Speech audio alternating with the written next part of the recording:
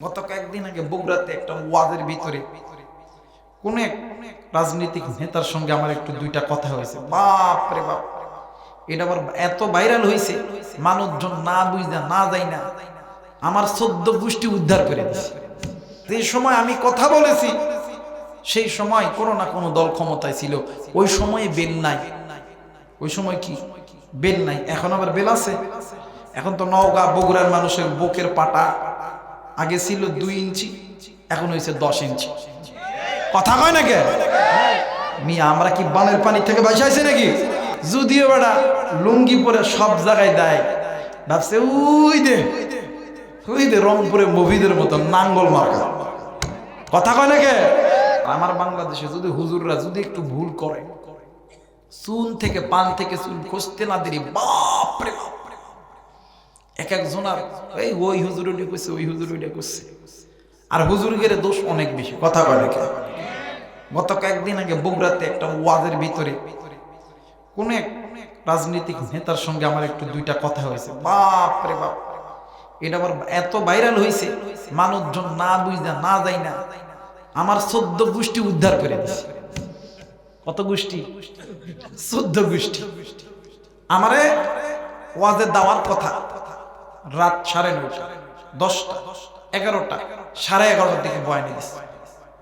বয়ানে দেওয়ার পরে একের পর এক 10 মিনিট ওয়াজ করার পরে প্রধান অতিথি, 20 মিনিট ওয়াজ করার পরে বিশেষ অতিথি, 10 মিনিট ওয়াজ করার পরে আবার প্রধান মেহমান, এরপরে উপজেলা চেয়ারম্যান।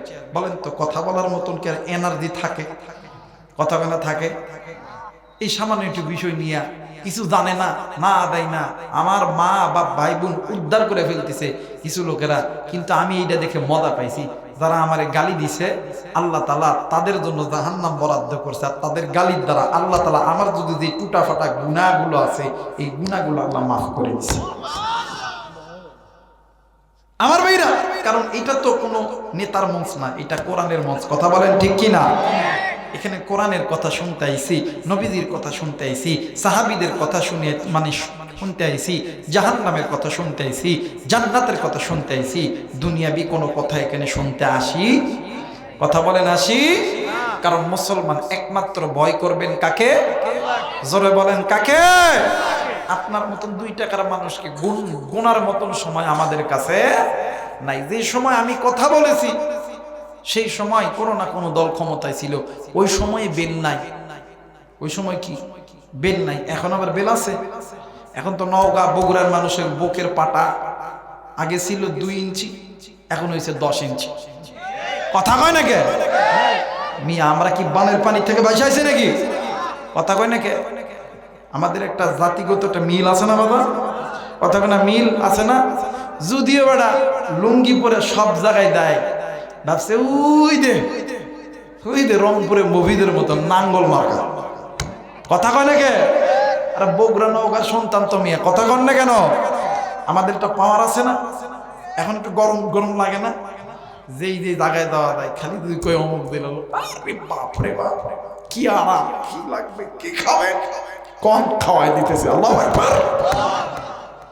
আমার ভাইরা, আমার বন্ধুগণ, হযরত আবু বকর ডাক দেখে, বাবা গো না তোমরা চেক করো।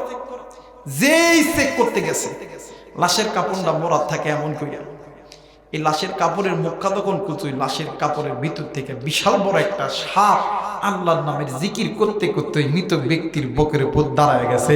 জোরে বলেন না নাউজুবিল্লাহ। দুনিয়ার জমিনে এমন কোন মা নাই, এমন কোন বাবা নাই, সন্তান মারা গেছে, সন্তানের খাটিয়ার উপরে সাপ দাঁড়ায় আছে। কোন মা কোন বাপ কি সহ্য করতে পারে? মুরব্বী একটু বলেন না, পারবেন? আপনার সন্তান মারা গেছে, আপনার সন্তানের জানাজায় খাটিয়ার উপরে সাপ দাঁড়ায় আছে, আপনি মা আপনি বাবা কি সহ্য করতে পারবেন?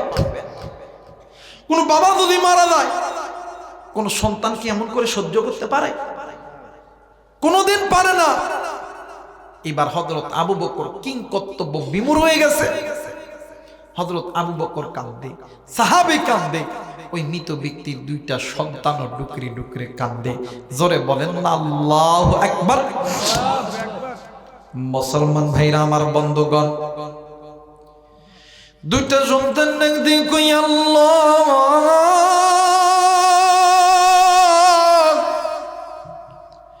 এই দুনিয়ার জমিনে আমার বাবা কি এমন গুনাহ করছে যার জন্য আমার বাবারে আপনি গুনাহের কাঁদনে বন্দি করে রাখছেন গো বাবা। ও বাবা, সাহাবীরাও ডুকরে ডুকরে কান্দে, সন্তানগুলো ডুকরে ডুকরে কান্দে। সন্তান ডাক দিয়ে কই আল্লাহ, এই দুনিয়ার জমিনে আল্লাহ তুমি আমারে এতিম বানাইলা রে আল্লাহ।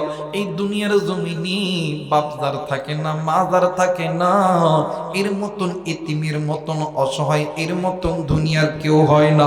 এরা বন্ধু আমার ভাইরা, আমার বাবাজিরা রে, এই দুনিয়ার জমিনে মা যার জিন্দা থাকে, বাপ যার জিন্দা থাকে, এর মতন সুখী, এর মতন আদর যত্ন আর দুনিয়ার জমিনে কেউ পায় না।